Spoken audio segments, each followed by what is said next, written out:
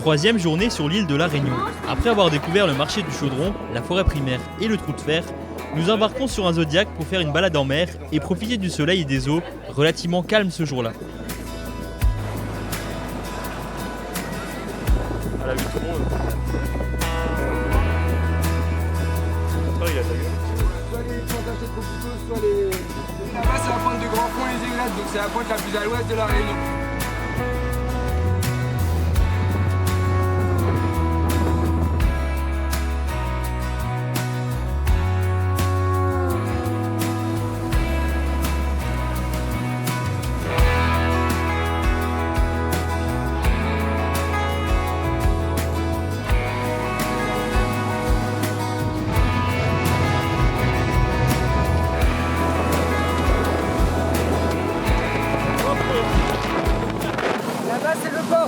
Là-bas on a le port, ouais. On va là-bas. Ce qu'on voit là-bas, Saint-Gilles, ouais. Saint-Gilles, ok. Et ici, là, entre les deux, c'est quoi? Saint-Paul. Saint-Paul.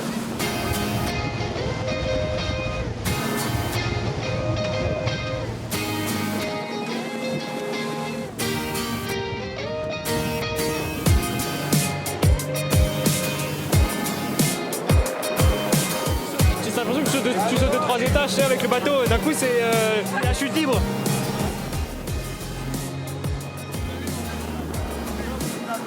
On aperçoit au loin le viaduc reliant Saint-Denis à la côte ouest de l'île. Ce projet routier de près de 15 km de longueur a coûté près de 2 milliards d'euros et devrait voir le jour en 2024.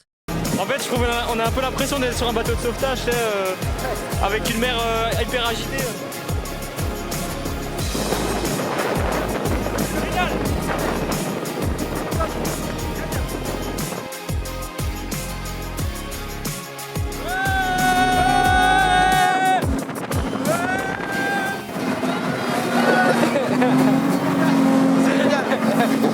Le port de la Pointe des Galets que l'on voit ici est le principal port de l'île. Il n'y a plus personne au volant là.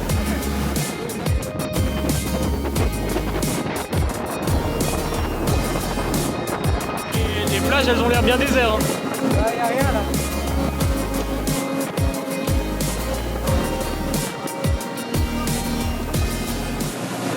C'est par là où sont arrivés les premiers Français, c'est dans la baie de Saint-Pierre. D'accord. L'île, elle n'a pas du tout été française, elle a été anglaise. Donc c'est là où débarquent les bateaux en fait au début de la Réunion quoi. Ils ont abandonné les esclaves ici. Ouais. Et les esclaves qui sont petits dans les grottes, ils les ont laissés pour morts. D'accord. Et ils sont revenus des années après, en fait, ils étaient toujours vivants, c'est là qu'ils se sont rendus compte que l'île était vivante, elle avait été habitable. Ok, d'accord. Donc c'est ici que tout a commencé un petit peu en fait sur cette plage. Quoi. C'est la baie de Saint-Paul. Ok, d'accord. C'était un accès vraiment, c'est le seul accès vraiment à la Réunion, c'est calme. Ah, Et vraiment c'est de la plage quoi, donc les voiliers, vous pouvez vraiment se mettre là et débarquer les chaloupes ici.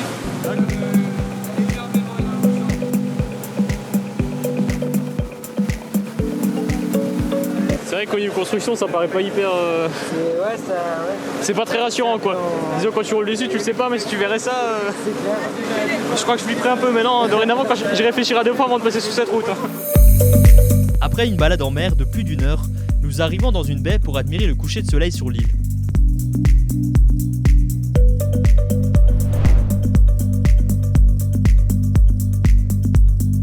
Merci.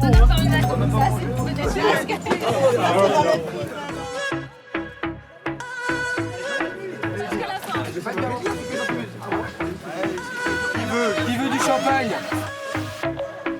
C'est pas gentil ça. Allez, tenez. Ouais, parce que parfois ça peut vraiment faire.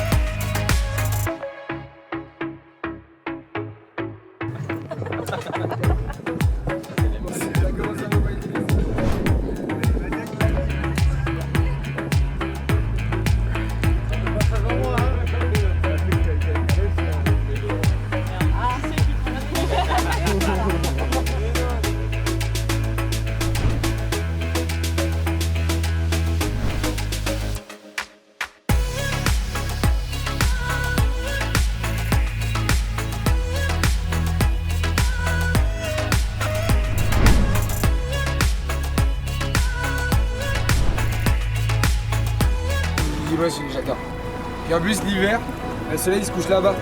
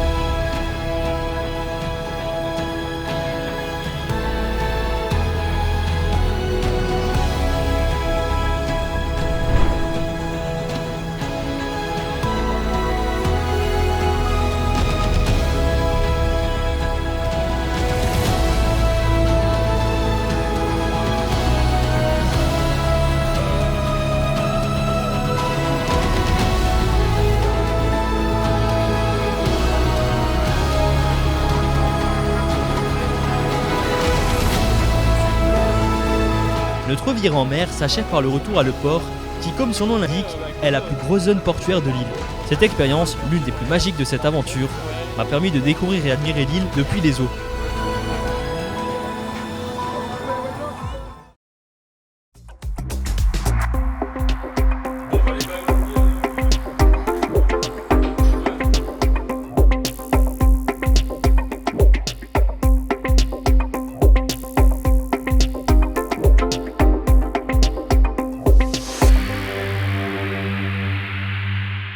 Et voici le premier bananier sauvage que je vois de toute ma vie. Et ça, du coup, ça se retrouve dans les rayons chez Leclerc. Dans la nature, en fait, ça pousse par grappe de... il doit y en avoir quoi, une bonne trentaine là-dessus. Les bananes que l'on voit ici sont appelées des bananes figues en raison de leur forme et de leur petite taille. La Réunion étant située en dessous de l'équateur, bon nombre de fruits exotiques poussent sur l'île.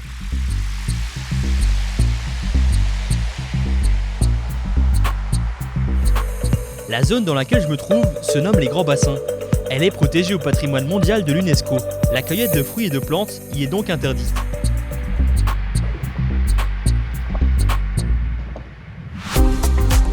L'îlet Grand Bassin se trouve au fond d'une vallée. Il demeure de ce fait l'un des îlets les plus difficiles d'accès du territoire du tampon.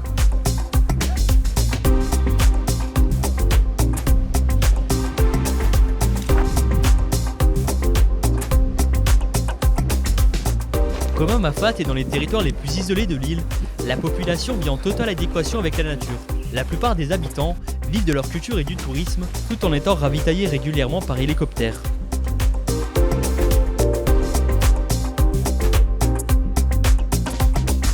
Ici, pas d'électricité ni d'internet. Un monte-charge permet de transporter le matériel lourd et le ravitaillement se fait depuis Boiscourt, situé 700 mètres plus haut.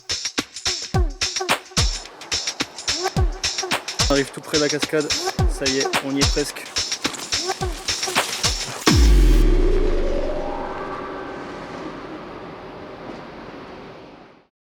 Aujourd'hui au programme de cette journée, je vais faire un petit saut en parapente et voilà, je vais sauter à 800 mètres pendant à peu près un quart d'heure, 25 minutes au-dessus de la plage. Et normalement ça devrait être assez sympathique. Le temps commence à se dégager là, après quelques minutes et on va enfin pouvoir sauter. La vue est assez sympathique comme vous pouvez le voir juste ici. Bon, c'est encore un peu gris mais normalement ça devrait changer dans les minutes à venir. Déjà récupère ta caméra mais surtout moi je vais un peu. C'est pareil, ça on laisse là-bas dans le fond. Ouais. On va voir qu'on le fait bien sûr tout le temps d'ailleurs. Ouais. Ça dépend un peu de nos ascendances. Toi ça sera toujours bien dans la direction de la vague là-bas de Saint-Leu. Ok. Ouais, encore.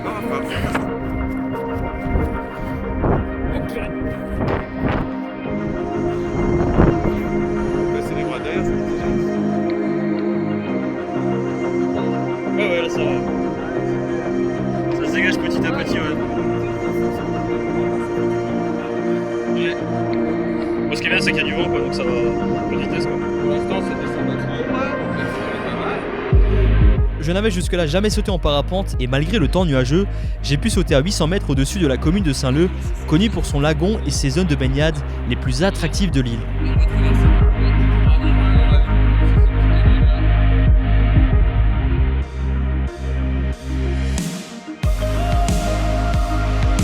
Sur mon trajet se trouvait en contrebas de nombreuses failles, de plus d'une cinquantaine de mètres de largeur. La roche de l'île est volcanique, composée à 90% de basalte, très friable. Elle forme des grosses tranchées qu'on appelle des ravines.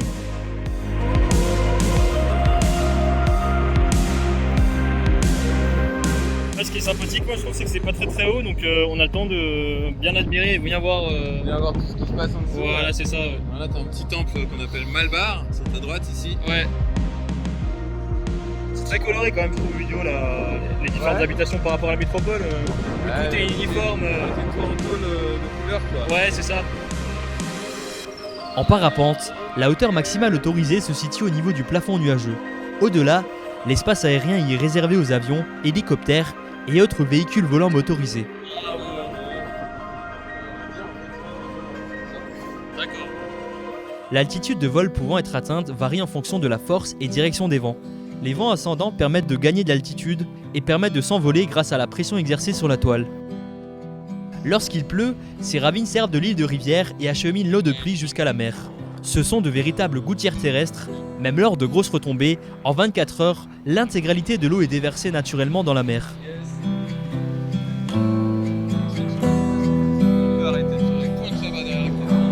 Ah ouais, waouh. Eh, mais là, faut faire ralentir.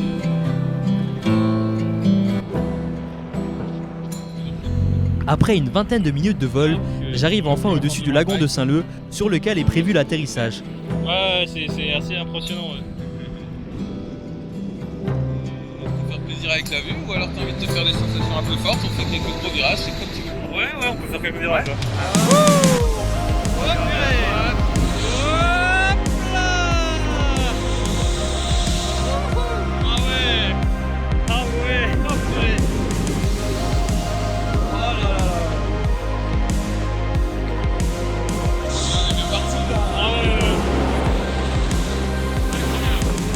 Ah, c'est le mélange. Hop là. Regarde, ton fan club il te regarde. Ah non, c'est même pas eux. Non, non. Attends, je me mets debout et je pense, c'est ça? Ok. Nickel.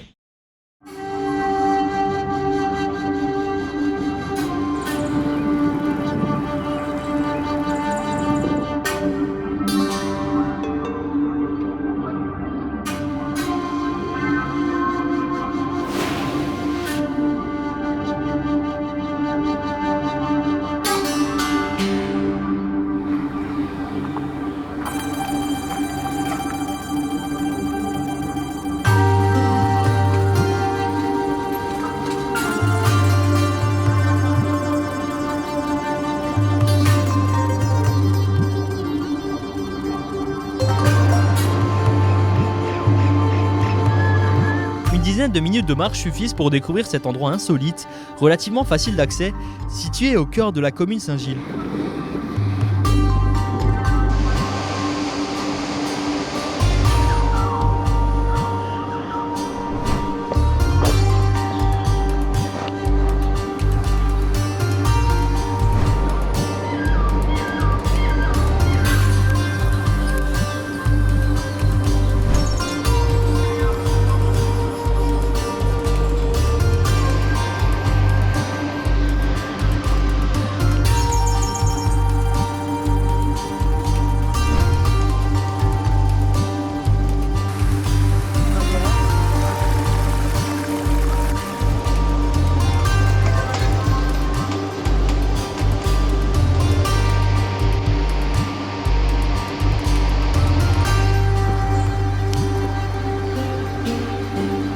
Voici les bassins de Saint-Gilles. Ce sont plusieurs points d'eau composés de 3 cascades, appelés aussi les 3 bassins par les locaux.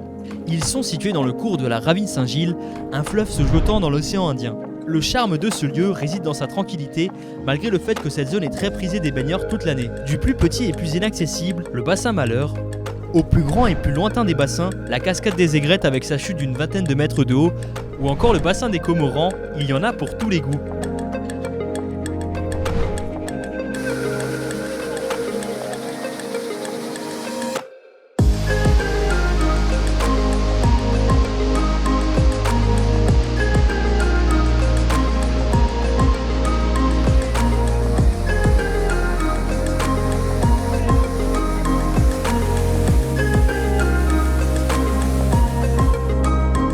dizaine de minutes de marche suffisent pour découvrir cet endroit insolite, relativement facile d'accès, situé au cœur de la commune Saint-Gilles. Mais cela est plutôt rare ici, et l'accès à certains lieux est extrême et demande une bonne condition physique, dans ces endroits où les erreurs commises peuvent parfois même coûter très cher. Pour découvrir lesquels, rendez-vous au prochain épisode.